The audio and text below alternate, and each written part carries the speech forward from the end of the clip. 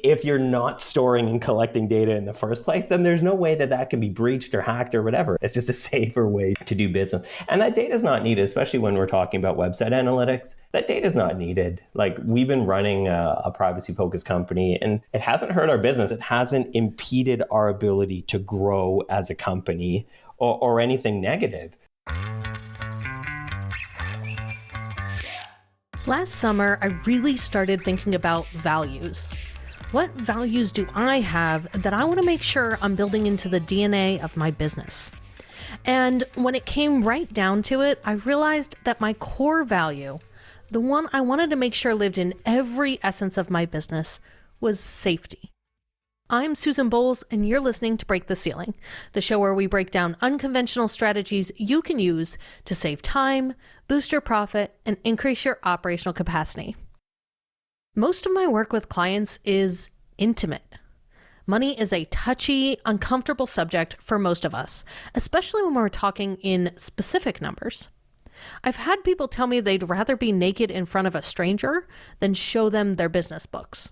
And there's so much shame and guilt and inadequacy for most of us when it comes to handling our finances. Letting someone into that requires vulnerability.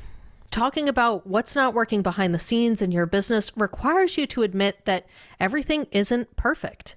And in an Instagram world where we're expected to project that we're all fabulously okay every day, that's just uncomfortable. I think that's probably one of my favorite silver linings to come out of all of the crap that was 2020, that it's starting to be okay to admit that we're not all okay. But the point here is that the work I do with clients requires trust and vulnerability. And that can't happen if they don't feel safe, both in the real physical world and psychologically safe. So if I want to build a company with the core value of safety, how do I actually go about doing that? Now, you may or may not know this about me, but both my undergrad and my first master's degrees are actually in criminal justice. And I started my career out as an Air Force Security Forces officer, and then later served as one of the senior anti-terrorism advisors to a base commander when I was a civilian. And it's been quite a while since I've used those degrees professionally, but the training and the awareness of safety, of security, is something that I honestly just can't turn off. It's something that's always running in the back of my mind. And during my work as an anti-terrorism advisor, we focused on prevention, making sure that troops didn't accidentally make themselves targets. And we tried to help them keep themselves safe by encouraging awareness of the risks.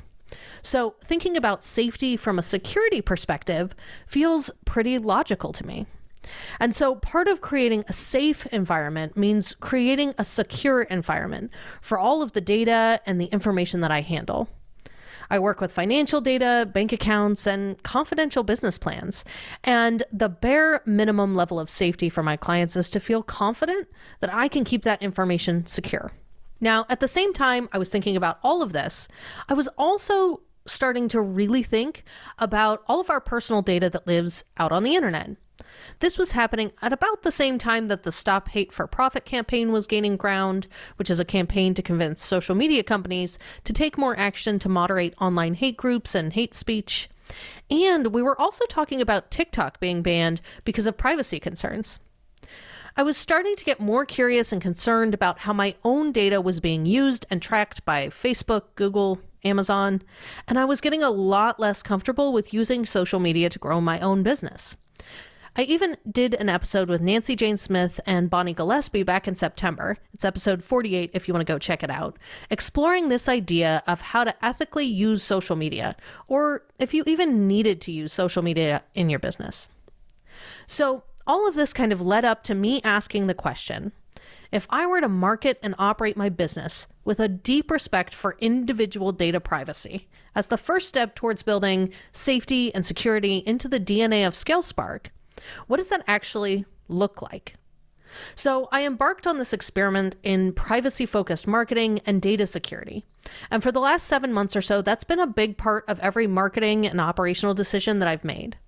And I wanted to share my journey with you. So this month, we're talking all about privacy and security. It'll be part behind the scenes with me sharing some of the actual steps I've taken and how I thought through these decisions for myself, and also interviews with some of the experts that helped me educate myself along the way. I'm kicking off the theme where I kicked off my experiment with removing Google Analytics from my website and replacing it with a tool called Fathom. Fathom is a really simple, lightweight, privacy-first alternative to Google Analytics. And I started here because honestly, it was the easiest step for me. It took about 10 minutes. I removed the Google Analytics tracking code, replaced it with the Fathom code, and bam, no more personal tracking on my website. As an added bonus, because of the way Fathom does tracking, I could also take the cookie notice down from my website because I wasn't invading anyone's digital privacy anymore, so I didn't need to notify them that I was. So one less pop-up to have to deal with. Throughout this experiment and my research into data privacy, the Fathom blog has also been a fantastic resource to explain the often complex world of digital privacy in a really human way. My guest today is one of the founders of Fathom, Paul Jarvis. And Paul and his co-founder, Jack Ellis, are two of my go-to experts on both digital privacy and on the logistics of how to build that ethos into the DNA of your company. It's a core value for them as well, so they have to navigate the balance of promoting, marketing, and growing a company while still staying true to keeping data secure and also being respectful of people's individual data and being transparent about what they're doing. Paul and I talk about why you should care about digital privacy, even if you have nothing to hide. And we talk about how to balance the marketing and promotion needs of a growing company while still keeping everybody's data private. Hey, Paul, thanks for being here. Yeah, thanks so much for having me on the show, Susan. So Fathom is a privacy-focused company, but a lot of my audience isn't necessarily familiar with kind of what that means. So what does being privacy-focused as a company mean to you? Yeah, so I guess the long and short of our business model is selling software and not selling data.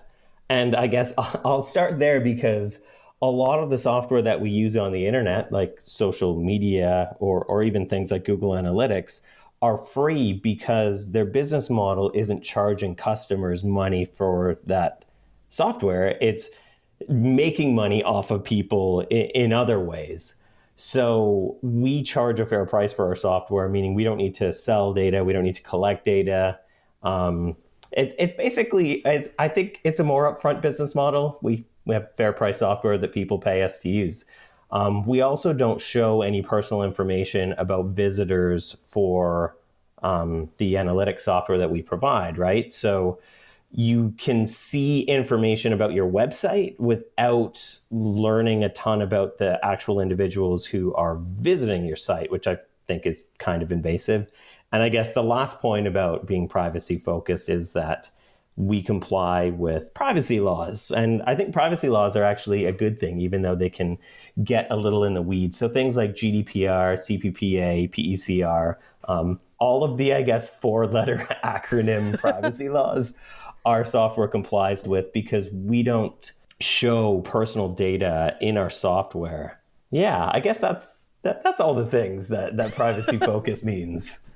Yeah, basically, the way I always like to think about it is if you're not paying for the product, you are the product. Exactly. And at least for me, so one of the things I did at ScaleSpark this year was try and kind of embark on this, I guess, attempt to see if it's possible to grow and market a business without still being respectful of privacy and the privacy of my clients and the people that work with me. And Fathom was the easiest part of that to implement was just to kill Google Analytics and install Fathom. But the idea around digital privacy and paying attention to who has our information, paying attention to what they're doing with that information, was an important part of what I was trying to accomplish with my business. But why do you think we should care about digital privacy? Why should we care what people are doing with our data? Yeah, I mean, for me, I think it's really important. And even if you look at the news, right? Like the company Cambridge Analytica shut down because they wouldn't release the data of a single person. Like that's how important invading people's privacy was to them.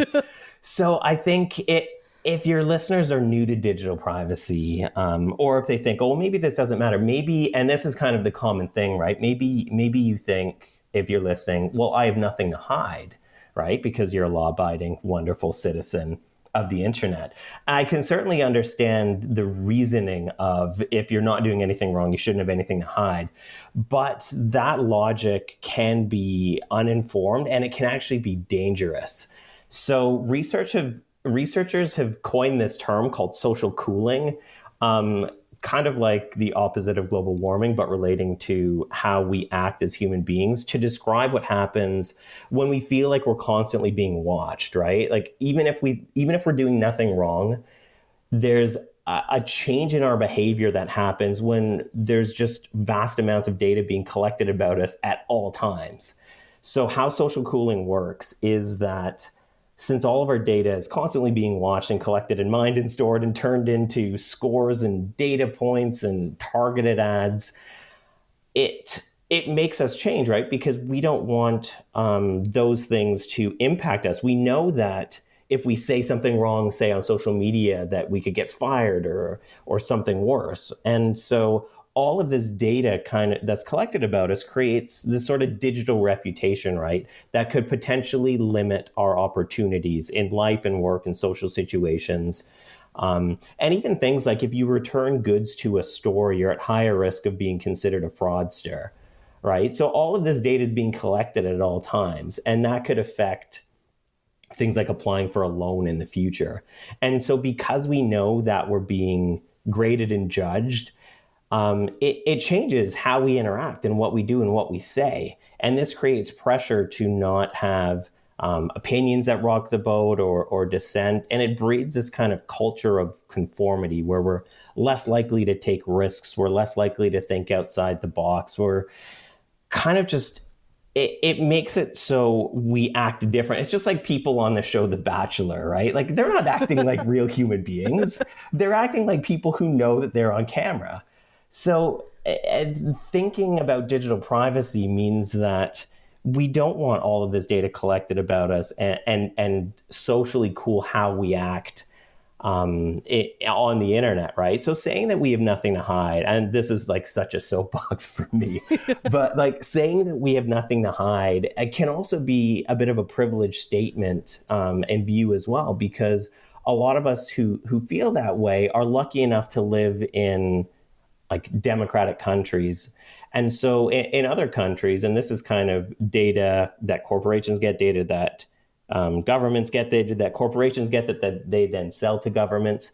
So minorities need privacy in some countries to shield themselves from social and government repercussions, right? So people with different sexual orientations, religious minorities, even people who just question political leaders where it's illegal to do that, need safety and digital privacy. And without privacy, nefarious governments or corporations could basically round up everyone who feels a certain way or votes a certain way or talks about things a certain way and do lasting damage to them.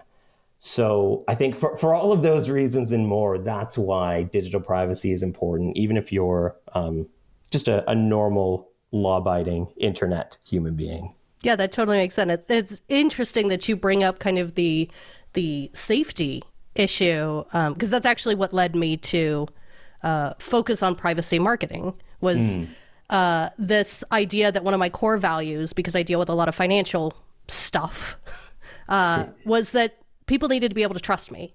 And that trust needed to be held and cherished. And one of the ways that I wanted to respect that was respecting their digital privacy and not tracking what they did on the website or what they were doing.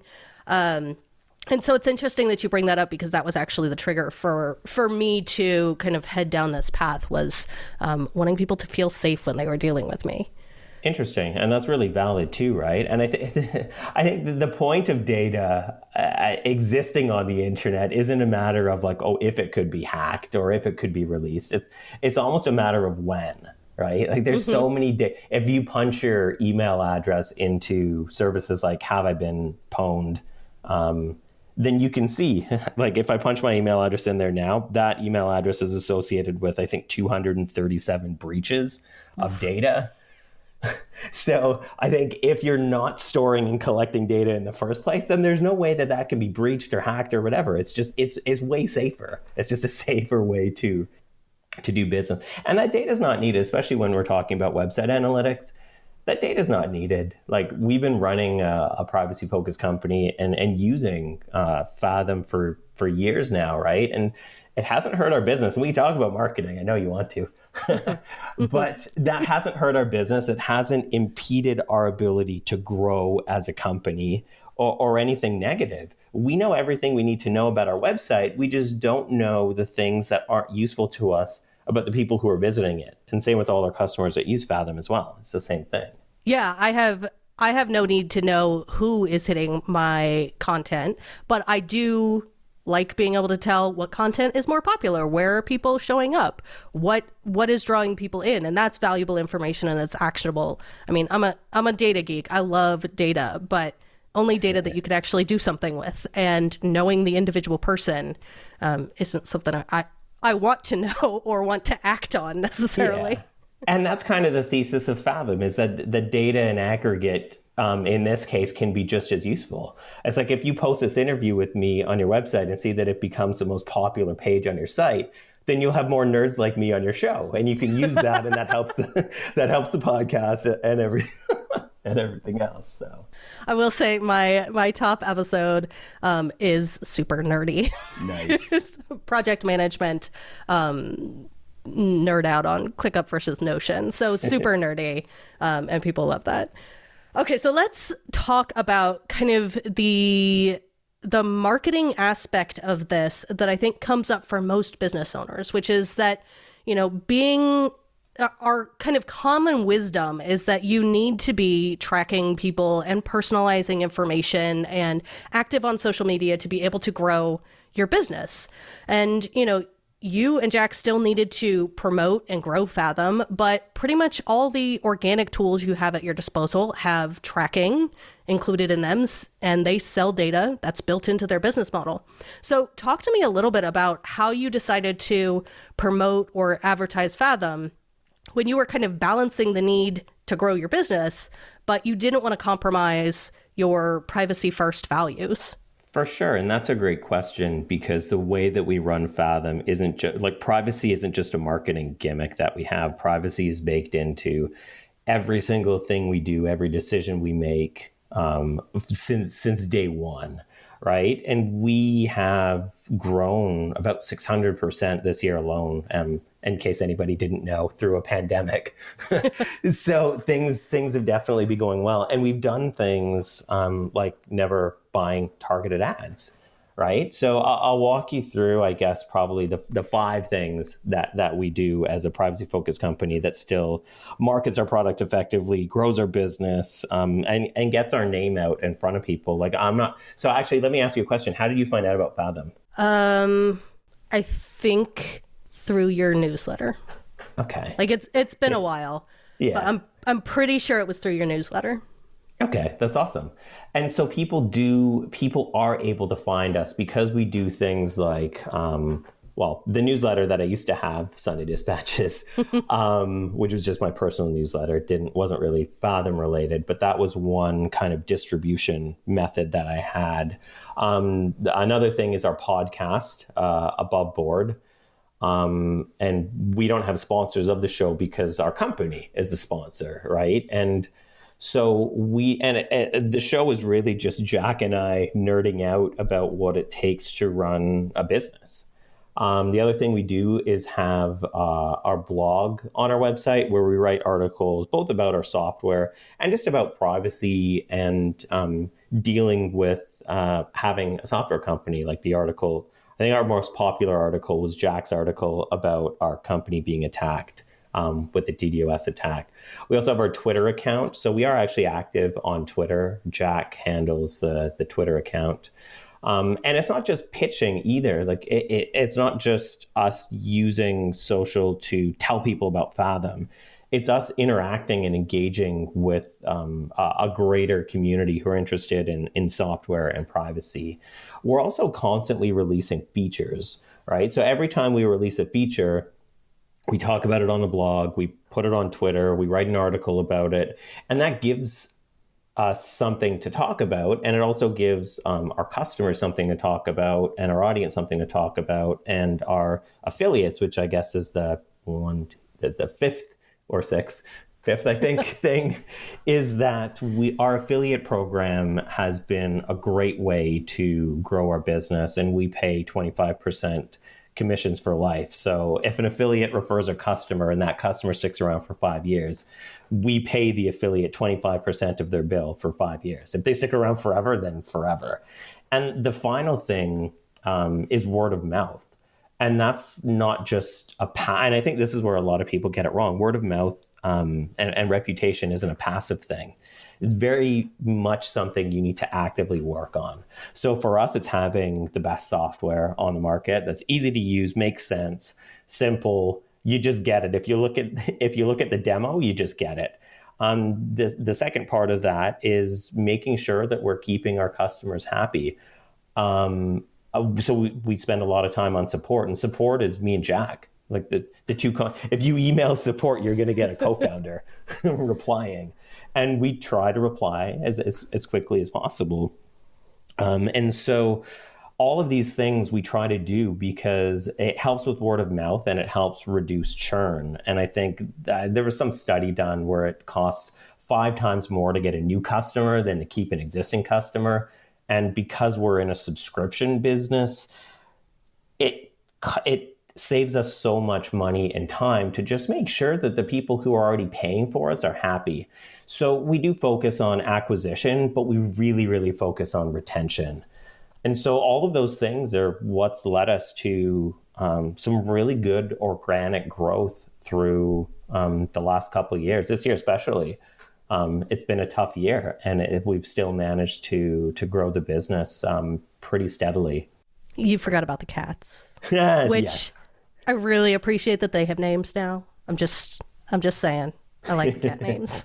That's part of having a brand that has uniqueness, right? So people remember the cats. We have all over print cat hoodies that people treat, and we don't even sell those, but I have one, Jack has one, and a couple people have got them. But people want those things, and people talk to us about them. People remember the photos that we posted of these silly cat hoodies on the internet. And it's part of just building a memorable brand. And Jack and I like to have fun.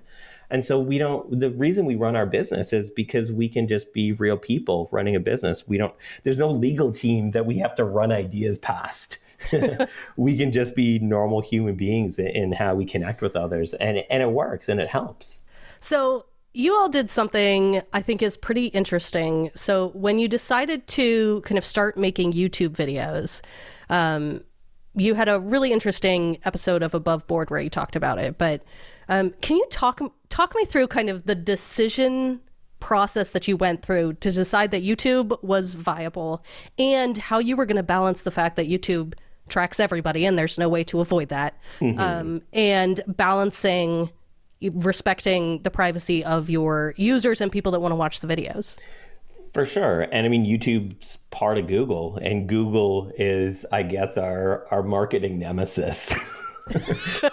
So the kind of the thought process we had was, one, we wanted to make videos, both in terms of like technical support videos. Like if I can walk somebody through doing something in Fathom and they can see my screen and see what I'm clicking on and see what I'm typing, fastest way to teach anybody how to use something on the internet. Like I've taught courses for years. I 100% know and get this. And the other side of it is videos are fun. Both Jack and I have like to do things like that.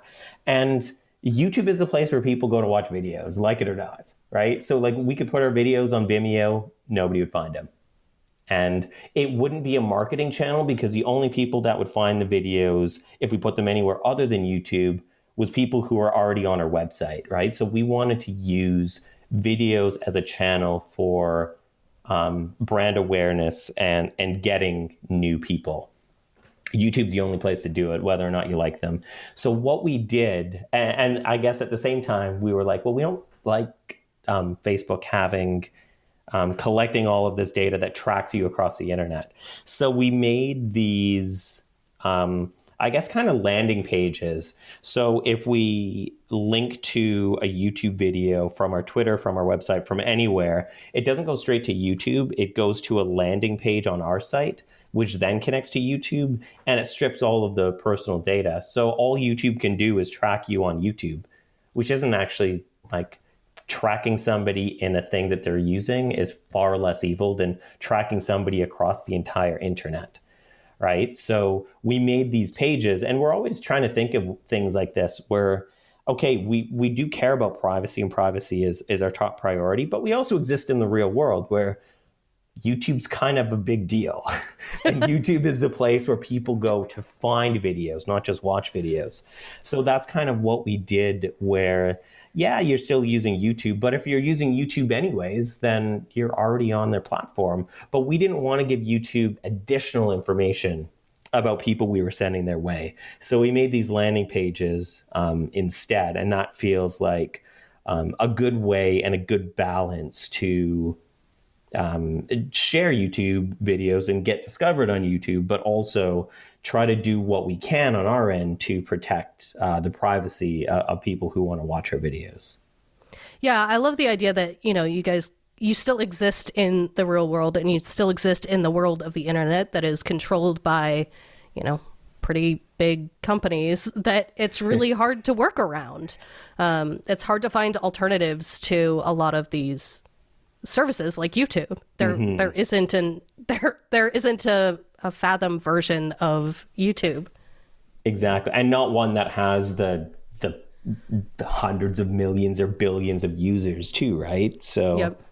Yeah, it's part of balancing. Like, we don't want to be so private that it doesn't make sense in the real world, but anything we can do to be more private that keeps things actually usable and doable, and not something that you have to go to like the terminal command line to type in some code. Like, we just want to make things easy. So if we can make the easy thing as private as possible, then we're all for it.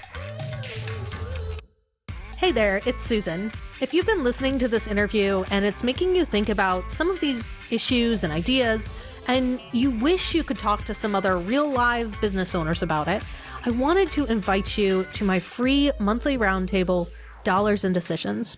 Once a month, I get together live with a group of amazing business owners just like you to geek out on money and operations and workflow and software, all that stuff that you hear me talk about here. The roundtable is kind of like a live, interactive version of the podcast, so I would love to have you join me. To sign up for the next roundtable, head to scalespark.co/dollarsandDecisions, no spaces, no hyphens, or you can just click the link in the show notes. Hope to see you there. So, Fathom, you guys recently survived a DDoS attack, which is basically like a spam attack on your service, where they overwhelm your servers with a bunch of traffic. Yeah. And you and Jack run a very small company, pretty much just the two of you. It is just Jack and I, yeah. So there's not a lot of surge capacity to handle something like that.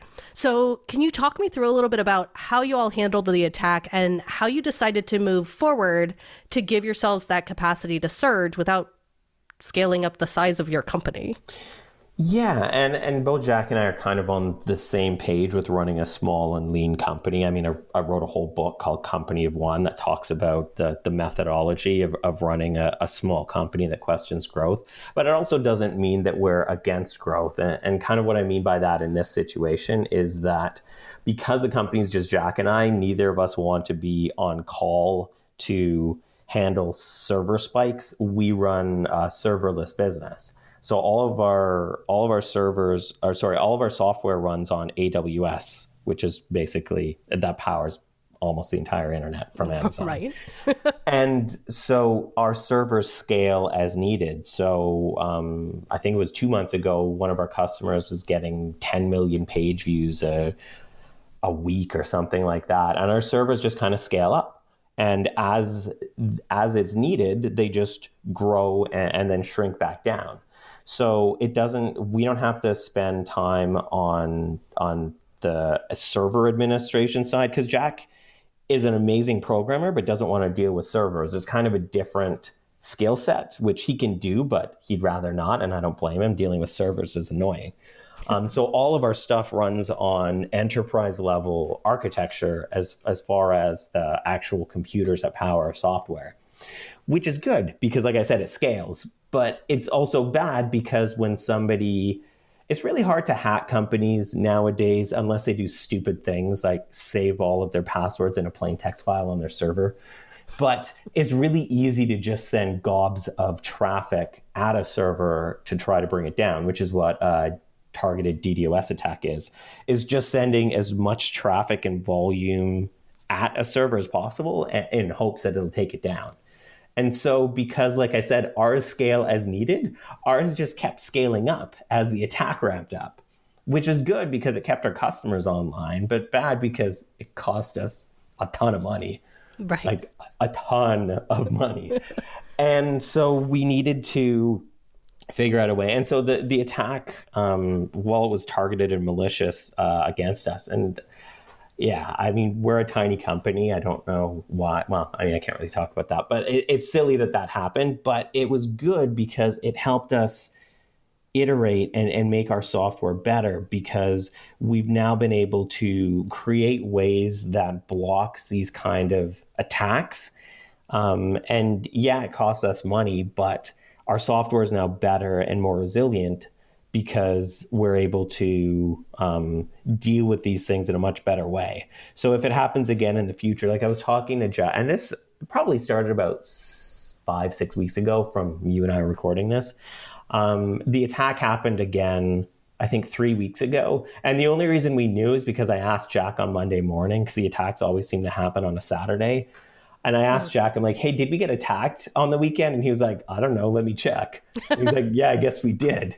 But because we had set up all of these protections and firewalls and all sorts of other nerdy stuff, we didn't even notice. So we were able to make our software better. And that's part of existing on the internet, is having to deal with stuff like that. And yeah, it cost us a bunch of money, but it's also why it's good and healthy for a business to have margins, right? Like we were able to absorb the costs and not dip into the red in dealing with something unforeseen.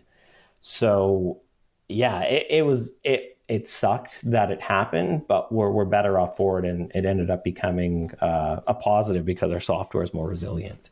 And it's still just Jack and I doing it. So we hired a specialist. It's like the A team at AWS. I think they're called Shield, AWS Shield. It totally sounds like they should be called the A team. Yeah, I feel like it would be better. I think that they're kind of going for that superhero vibe.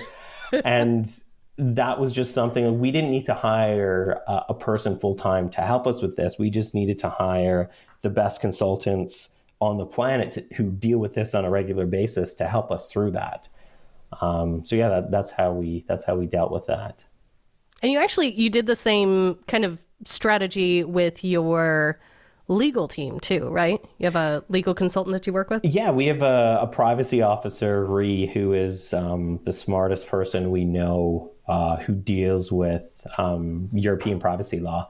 Because for some reason, Jack and I, that's not something we ever studied, being in the software business. No. So yeah, we have her on contract, and she's the smartest person about GDPR we've ever met, but she's not a lawyer, so she has legal resources that she can bring in.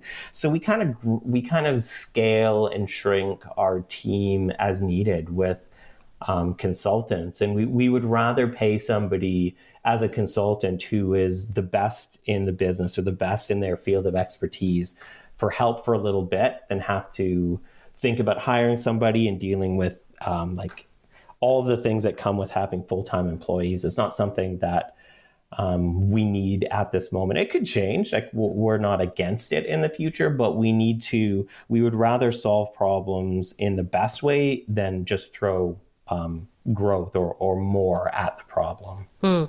So talk to me a little bit about digital privacy as a whole, where you see kind of the industry or the concept going. What do you think the biggest challenges to digital privacy right now, and what should we, either as business owners or just as people, going to be looking out for? Yeah, I mean, 3 years ago, I would have said awareness, right? Like, it was just the tinfoil hatters like myself who cared about this stuff. But it has become part of the normal conversation now, which I think is amazing. I think it's great that people it's in the news every time Facebook and Google and whatever other big tech company CEO has to go in front of Congress and testify about breaking social contracts with all of us and breaking our trust through abusing privacy. So I think that now that we're all aware of it, that's a great thing. That's a great first step. I think that the next thing, and like you said at the beginning, if you're not paying for the product, you are the product. So I think we need to think about all of the things we trade for free software, right? Because we trade data for free software. We trade our privacy for free software. We trade protection for free software.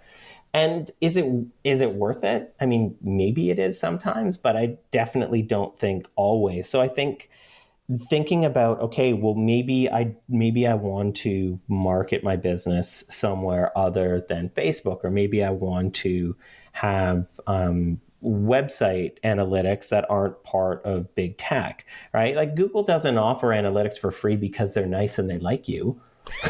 That would be cool, but I mean, they're a multi-billion-dollar company. They offer free products because they make more money off of us in other ways that they just don't tell us.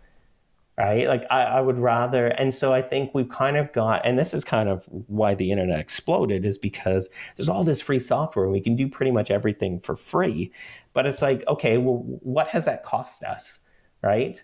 And I think the more people who are kind of coming to that conclusion and kind of realizing why digital privacy is important, the better. And then seeing that there are other options, like whether it's Fathom, whether it's something else, whether it's like Fastmail instead of Gmail for email, I think is important. And then on the consumer side of things, I think finding ways to hide or obfuscate our personal details when we're using the internet is really good. So things like using, and these things luckily have become so much easier nowadays. So things like using a VPN, super straightforward. Things like using a password manager, like 1Password or LastPass, whatever it is, doesn't matter. But like a password manager, super easy.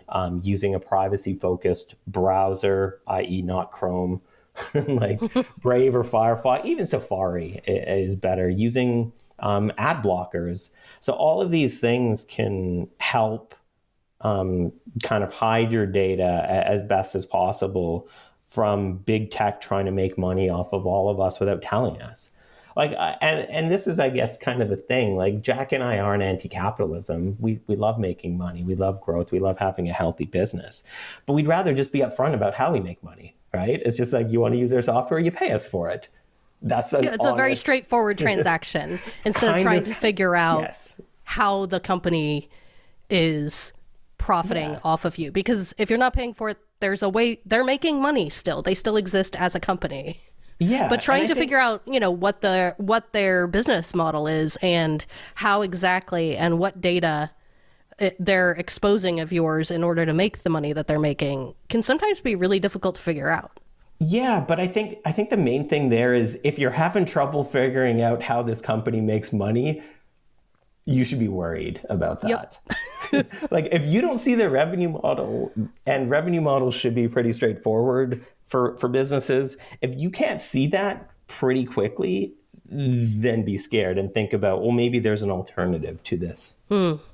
Is there anything you think we should talk about, either with regard to marketing or privacy-focused marketing, or just privacy in general, that we haven't talked about yet that you think we should? I don't think so. You've asked some really great questions and brought up, I think, all of the key points that I would want to talk about. So yeah, I think that's good. Can we talk? I just thought of another one.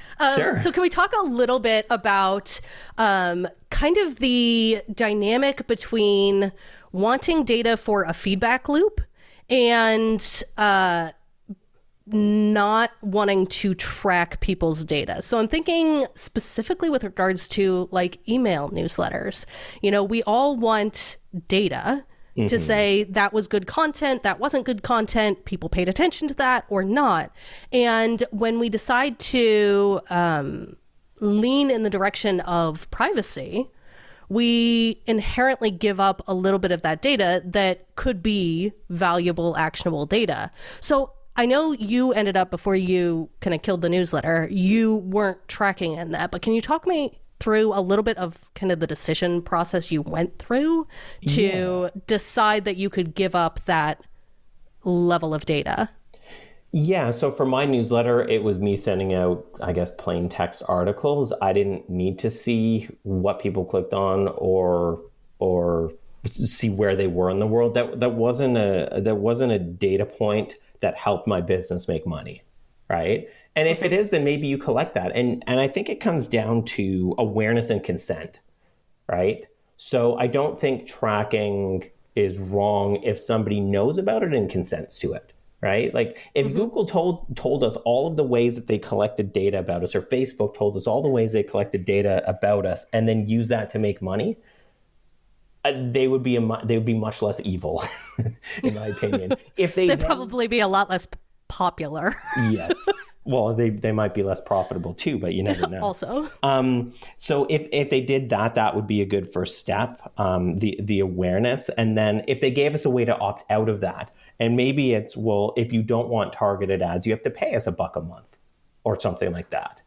Like if I didn't see another ad on Twitter, I would pay for Twitter. It's just like I pay for YouTube because I don't want to see ads at videos. I watch a ton of e-bike videos on YouTube, and I pay that. I would rather pay that. And I know they're still tracking me. Like I'm not naive in that way, but it's just like if there was an option, that would be good. And if there was awareness, that would be good as well. So for my newsletter, I decided that these metrics weren't useful. And I think this is kind of what GDPR is trying to get at, is these annoying cookie notices, is they just want people to be aware of how they are being tracked on the internet, right? And one of the reasons why Fathom exists is because if we don't show any of this information on our dashboard, we're GDPR compliant without consent, because we're not showing all of this stuff about individuals across the internet on our dashboard. So I do think those cookie notices, if you are useful, because I think people just want to be aware of what data they're giving up. And then if there is a way to opt out or an option to opt out of that, then that can be good. So none of these things are wrong. I don't think targeted advertising is wrong, or email newsletters that have the spy pixels in them are wrong. I just think that, well, maybe it's worth noting that you do that, or that you collect information and put that in like the footer of your newsletter. I think that would be, if I hadn't turned them off, that's probably what I would have done. It said, hey, there's a tracking pixel in this newsletter. I use that data to do X. And that's it. And if you don't like it, turn off images. Or if you don't like it, use Fastmail, who proxies. And I just learned this because we interviewed Fastmail on our podcast. Fastmail proxies all remote images and loads them on their servers. So if I open an email in Fastmail, that the sender of the email doesn't see where I am in Canada. They just see that it was loaded on a server, I don't know, wherever their servers are for Fastmail. Or if I use Hey, Basecamp's email, answer to email, those things are also proxied. So I think, the awareness and giving people an option to opt in to these things instead of having really obscure ways to opt out, if it's even possible. No, I like that. All right. I think that's a great place to go ahead and wrap up on. So where can our listeners find, I know not you, but Fathom, if they want to connect and learn more about Fathom or read more about privacy stuff? Exactly. So I don't really exist on the internet anymore, but Fathom luckily does. So our website is usefathom.com. Our Twitter is at usefathom. Our podcast Above Board is, if you're listening to this podcast, just look for Above Board and add that as well to your podcast feed. It's fantastic. It's one of my favorites. Thank you very much. Yeah, Jack and I have fun. We try to make it entertaining. So it is. And even though it's about software, ostensibly, it's, I think, much more universal than just two guys talking about their software company. Yeah, I think Jack and I would, we have a flair for the dramatic, which I think is kind of fun.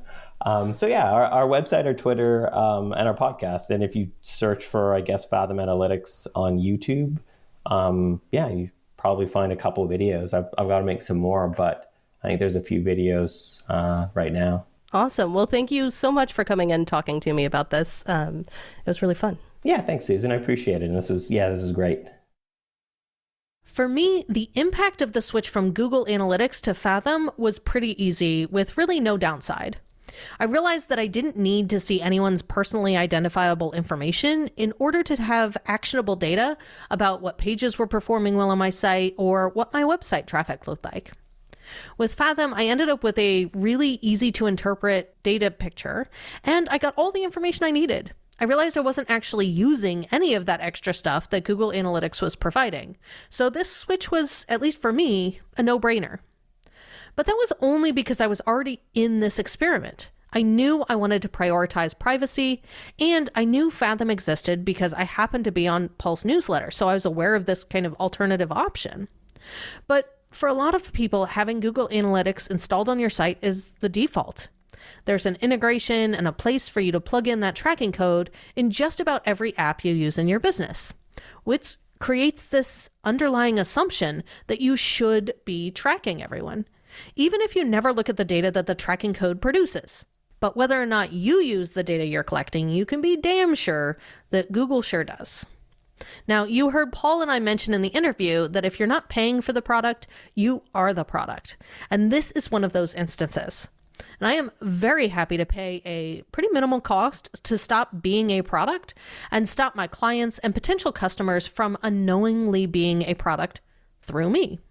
And as a bonus, I get to work with this company where I really believe in what they're doing, and I get to support that. So part of my motivation in producing this series is to help you realize that there are alternative options to these default assumptions we have about how data tracking and marketing your business are supposed to work. I'm a big believer that we need to examine the default decisions we make in our business. And when it comes to digital privacy, data tracking, and marketing strategies, we've been told that there's this playbook we're supposed to follow. But hopefully this episode and the ones that are coming up can help provide some other options so you can make an informed choice for yourself, your clients, and your business. Next week, we're diving into a different aspect of privacy and security. I'm talking to Jessica Robinson about cybersecurity and what we need to be thinking about as business owners to keep us safe from data breaches. So hit subscribe in your favorite podcast player so you don't miss it. Break the Ceiling is produced by Yellow House Media. Our executive producer is Sean McMullen. Our production coordinator is Lou Blazer. This episode was edited by Marty Seefeld with production assistance by Kristen Runbeck.